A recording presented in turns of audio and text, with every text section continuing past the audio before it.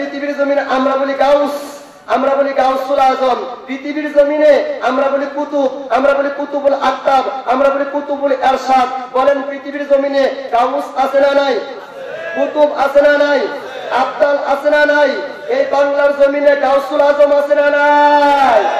আবার তারা বলে গাউস, কুতুব, আব্দাল, মুজাবা, মুকাবা এইগুলা সব হচ্ছে মিথ্যা, সব হচ্ছে মিথ্যা, সব হচ্ছে মিথ্যা। গাউসের কোনো অস্তিত্ব নাই, কুতুবের কোনো অস্তিত্ব নাই, কুতুবুল আরশাদের কোনো অস্তিত্ব নাই, তারা এইগুলা বলে। কিন্তু ইমাম জালালউদ্দিন আস-সুয়ুতি রহমাতুল্লাহি আলাইহি আমার মতো কোনো মোল্লা না, জালালউদ্দিন সুয়ুতি রহমাতুল্লাহি আলাইহি উনি ওনার জীবনে 2 লক্ষ হাদিস মুখস্থ করছে। আপনারা মনে মস্ত করছেন কয় লক্ষ হাদিস? জালালউদ্দিন সুয়ুতি কয় লক্ষ হাদিস মুখস্থ করছে? 2 লক্ষ। বাংলার জমিনে সবগুলা আলেমরে একসাথে লাইনে দাঁড়া করানো। আর কয় মঞ্চে উঠে যে চিল্লাস কয়টা হাদিস মুখস্থ করছস? আমার মনে হয় 5,000 হাদিস মুখস্থ আছে, 50,000 হাদিস মুখস্থ আছে এমন মোল্লা বাংলাদেশে কম। হাসান মিসা বুকে হাত দিয়ে কেউ বলতে পারবে না যে আমার ভিতরে 50,000 হাদিস মুখস্থ আছে। কিন্তু জালালউদ্দিন আস-সুয়ুতি রহমাতুল্লাহি আলাইহি উনি বলে, শুনো আমি আমার জীবনে মদিনার কামলেওয়ালা নবীজির 2 লক্ষ হাদিস মুখস্থ করছি। যে নবীজিকে জীবনে একবার দেখলে 7টা জাহান্নামের আগুন হারাম হয়ে যায়, জালালউদ্দিন সুয়ুতি রহমাতুল্লাহি আলাইহি সেই নবীকে একবার নয়, 2 বার নয়, 75 বার দেখছে। সেই জালালউদ্দিন সুয়ুতি রহমাতুল্লাহি আলাইহি একটা কিতাব লিখছেন, কিতাবের নাম হচ্ছে আল হাবিলিল ফাতাওয়া। যে কিতাব না পড়লে কেউ মুফতি হতে পারে না, আলেম হতে পারে না। জালালউদ্দিন সুয়ুতি বলে, শোনো গাউসের অস্তিত্ব আছে, গাউসুল আজম আছে, কুতুবের অস্তিত্ব আছে, কুতুবুল এরশাদ আছে, পৃথিবীর জমিনে কুতুবুল জামান আছে।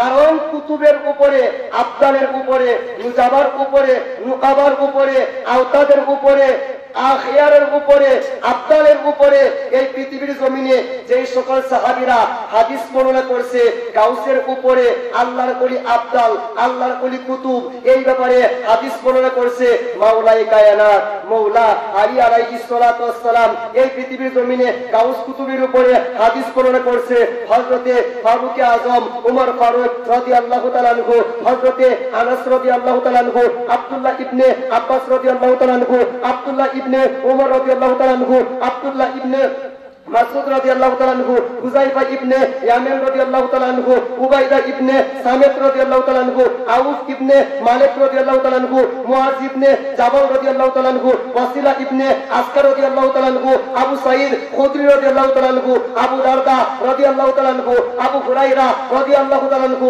মা উম্মে সালমা রাদিয়াল্লাহু তাআলা আনহা। এই যে 15 জন সাহাবী গাউসের উপরে, কুতুবের উপরে, আব্দালের উপরে হাদিস বর্ণনা করছে। তাবিঈদের ভিতরে হাসান বসরি রহমাতুল্লাহি আলাইহি, হযরতে আতা রহমাতুল্লাহি আলাইহি, হযরতে আবু বকর ইবনে হুনাইস রহমাতুল্লাহি আলাইহি সহকারে অসংখ্য অগণিত তাবিঈ গাউসের উপরে, কুতুবের উপরে, আব্দালের উপরে, মুজাবার উপরে, মুকাবার উপরে তারা হাদিস বর্ণনা করছে। আল্লাহ রাসূলের হাদিস গাউসের উপরে, কুতুবের উপরে আছে। এর দ্বারা বোঝা যায় যারা বলে বাংলার জমিনে, বিশ্বের জমিনে গাউস কুতুবের অস্তিত্ব নাই, আমি বলি এদের চোখ নাই। কথা বলেন ঠিক কিনা? আল্লাহর ওলিরা পৃথিবীর জন্য গজব না রহমত? কথা বলেন গজব না রহমত? এই সম্পর্কে জালালউদ্দিন আস-সুয়ুতি রাহমাতুল্লাহি আলাইহি একটা হাদিস উনি নোট করেছেন। হাদিস বর্ণনা করছে আব্দুল্লাহ ইবনে মাসউদ রাদিয়াল্লাহু তাআলা আনহু। আলেম ভাইয়েরা জানেন মক্কার জমিনে, মদিনার জমিনে লক্ষ লক্ষ সাহাবায়ে কেরাম ছিল, কিন্তু সবাই ফতোয়া দিত না। ফতোয়া দিত মাত্র 7 জন। 7 জন থেকে একজন হচ্ছে আব্দুল্লাহ ইবনে মাসউদ রাদিয়াল্লাহু তাআলা আনহু। সেই আব্দুল্লাহ ইবনে মাসউদ রাদিয়াল্লাহু তাআলা আনহু আমার নবীজি থেকে হাদিস বর্ণনা করেন, ইন্না লিল্লাহি আযজা ওয়া জাল্লা ফিল খালকি 300 কুলুবুকুম আলা কলবি আদম আলাইহিস সালাতু ওয়াস সালাম। আমার নবী বলে এই পৃথিবীর জমিনে আমার এমন ওলি আল্লাহ থাকবে, সারা বিশ্বের জমিনে আমার উম্মতের ভিতরে 300 জন ওলি আল্লাহ থাকবে যাদের অন্তর হবে আদম নবীর অন্তরের মতো। জবান খুলে বলেন না সুবহানাল্লাহ। ওয়ালিল্লাহি ফিল খালকি আরবাউনা কুলুবুকুম আলা কলবি মূসা আলাইহিস সালাতু ওয়াস সালাম। আমার নবীজি বলে আমার উম্মতের ভিতরে এমন 40 জন ওলি আল্লাহ থাকবে যাদের অন্তর হবে মূসা নবীজির অন্তরের মতো। আমার নবীজি বলে ওয়ালিল্লাহি ফিল খালকি সাবআতুন কুলুবুকুম আলা কলবি ইব্রাহিম আলাইহিস সালাতু ওয়াস সালাম। এই পৃথিবীর জমিনে আমার উম্মতের ভিতরে 7 জন এমন ওলি আল্লাহ থাকবে যাদের অন্তর ইব্রাহিম নবীর অন্তরের মতো। জবান করে বলেন না সুবহানাল্লাহ। আমার নবীজি বলে ওয়ালিল্লাহি ফিল খালকি সালাসাতুন কুলুবুকুম আলা কলবি মিকাইল আলাইহিস সালাতু ওয়াস সালাম।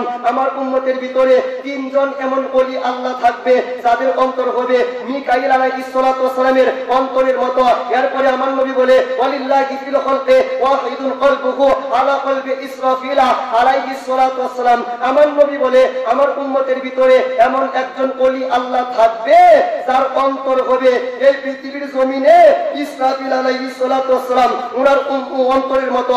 সর্বশেষ আমার নবীজি বলে শোনো, এই সকল ওলি আল্লাহদের কারণে, এই সকল গাউস কুতুবের কারণে আমার আল্লাহ পাক রব্বুল আলামিন ইহিম ইহয়ি ওয়া ইউমিতু ওয়া ইয়ামতিরু ওয়া ইয়ামবিতু ওয়া ইয়াকফাউল বালা। আমার নবীজি বলে এই সকল ওলি আল্লাহর কারণে আমার আল্লাহ পাক মানুষের দোয়া কবুল করে। এই সকল ওলি আল্লাহদের কারণে আমার আল্লাহ পাক আকাশ থেকে বৃষ্টি নাজিল করে। এই সকল ওলি আল্লাহদের কারণে আমার আল্লাহ পাক জমিন থেকে ফসল উৎপাদন করে।